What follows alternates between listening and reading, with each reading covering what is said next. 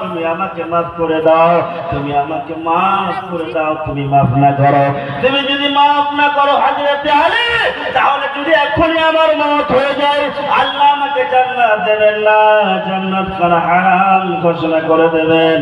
জান্নাত খানা হারাম ঘোষণা করে হযরতে ফাতেমাকে জাহান্নামের নকরি বানায়া দেবেন, জাহান্নামের ইন্ধন বানায়া দেবেন।